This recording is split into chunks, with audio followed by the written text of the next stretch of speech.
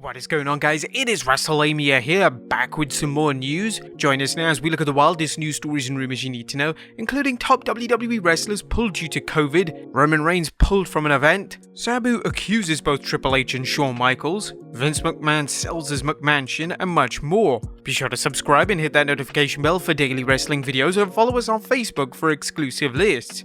Now let's hit the intro and get straight into our first story.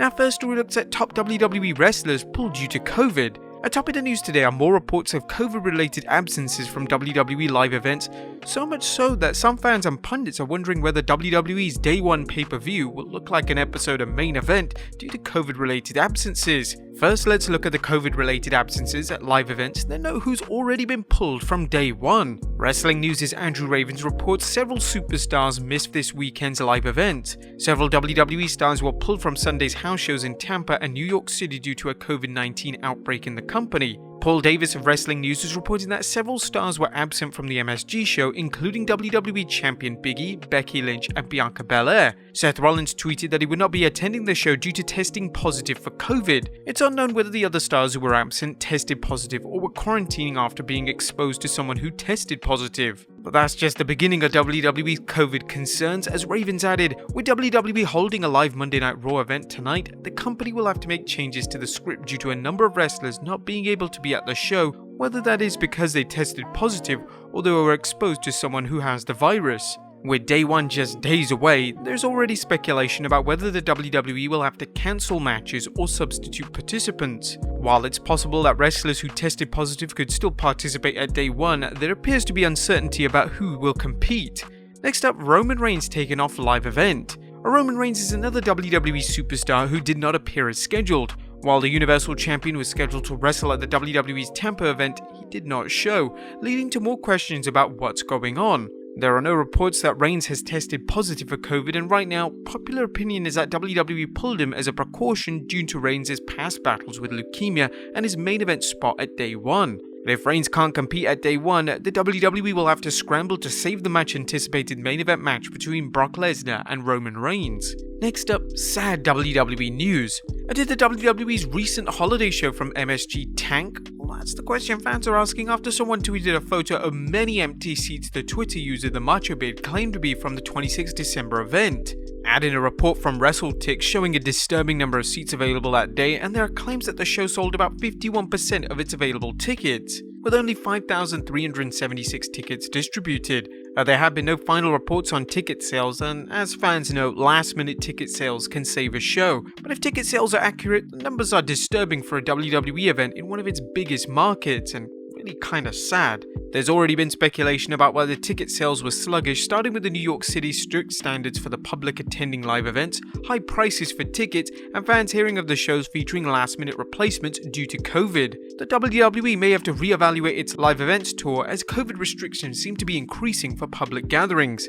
Next up, did Seth Rollins' alleged attacker attend the MSG show? Well, speaking of the WWE's holiday event at MSG, reports are coming in that the man who attacked Seth Rollins during a November episode of Raw attended the 26th December show. Sportskeeda reported, to many fans' horror, the individual recently shared a post on his Instagram handle revealing that he was attending tonight's WWE live event at MSG. The latest story on the attacker's Instagram handle hints that he did attend the show. If the story is accurate, WWE superstars may want to ask why this was allowed to happen, as it suggests a dangerous complacency towards their safety. Next up, Triple H and Shawn Michaels accused. Did Triple H and Shawn Michaels work so stiffly that they were severely injured opponents, so much so that the victims ended up paralyzed? Well, that's the accusation being made by former superstar and ECW original Sabu. Sabu recently appeared at the Hannibal TV YouTube channel claiming, "A lot of guys got paralyzed by Triple H and by Shawn Michaels with their finishes and stiff finishes. Triple H probably paralyzed 2 or 3 guys. There was 2 or 3 guys in wheelchairs because of him. I don't think I put anybody in a wheelchair. I might have put one person, maybe. They probably deserved it though." As Sabu did not mention who Shawn and Hunter injured, but both Michaels and Hunter have suffered devastating injuries during their careers, including one injury that sidelined Shawn Michaels for 4 years. What do you guys think of the accusation? Let us know in the comments down below. Next up, Vince sells his McMansion. Now there's a new hot property on the real estate market as Vince McMahon has just put his 6-bedroom and 9-bath home in Greenwich up for sale. According to the Wrestling Observer, Vinnie Mac bought the home in 2014 for $11.84 million and he's now selling it for $32 million. Next up, AEW fans are furious with Cody Rhodes. Now just when it looked like AEW fans couldn't hate Cody Rhodes anymore, the American Nightmare appears to have found another way of hitting the fans' berserk button. In case you missed the 24th December edition of Rampage, Cody defeated Sammy Guevara for the TNT Championship, winning the belt for a 3rd time and sending the internet wrestling community in a fury. Critics believe Cody made himself the center of attention in AEW and even worse, doing so against the promotion's younger stars. One fan even accused Rhodes of being AEW's version of Triple H for burying opponents. Next up, Shawn Michaels breaks his silence on NXT departures. Shawn Michaels returned from retirement to help guide the careers of a number of NXT stars including Adam Cole, Kyle O'Reilly, Bobby Fish and Malachi Black, so how does he feel them seeing in rival promotion AEW? Well, the Heartbreak Kid recently spoke with Denise Salcedo about the situation. I miss them. One of the things I always try to instill on all of them is you're at the very least, I tell them if you're not going to be at peace with it, at least have a big bank account. At least it makes you feel better a little bit. The showstopper reflected on the major role the NXT stars played in his post-wrestling career. I was happily retired. When it came to Johnny, Tommaso, Adam, those guys even way back, the Revival boys, Sean Spears who was Ty Dillinger at the time, all those young men sitting in a room with them, their passion, their excitement, their desire to be better was just hard to not love. They're the reason I came back and fell back in love with sports entertainment, with this line of work. Michael says that while he misses the departed stars, he still keeps in touch with them and their absence has allowed them to work with a new set of superstars. You're getting the opportunity to establish new relationships with Braun and Tony, the Creed brothers, Carmelo and Trick. They've just been a joy to work with. Gigi and JC, absolutely adore.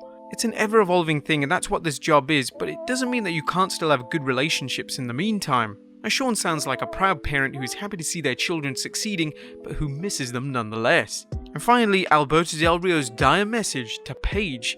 And now that Alberto Del Rio's criminal court case has been dismissed thanks to a witness failing to show up, the former superstar seems to be taking aim at his former fiancée Paige. You may recall Paige alleged in 2020 that Del Rio was mentally and physically abusing her when they were a couple. Paige appeared on GAW, aka the Grown Ass Women YouTube show, stating, "In the beginning you're fighting back with this person, but in the end it becomes a cycle. Eventually something is happening to you every day. You could be trapped in a room for 6 to 7 hours, getting your ass beat every couple of minutes, and he's doing all these crazy things to you."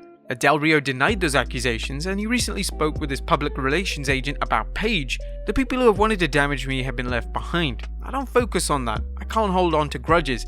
I don't have any interest in countering them. But if I wanted to in my hands, I have the power to take Paige out of her job in 2 seconds. I can bring out one of her videos of domestic violence and she would not go back to work. I don't have any interest in that." Paige, who still works in the WWE, has hinted at an in-ring comeback, but Del Rio seems to think he has the goods to shut her career down if she makes further claims about their time together. I continue to thank God that Paige broke the confidentiality agreement that we had. Today I'm the one who can expose her and show the world who she is if she messes with me.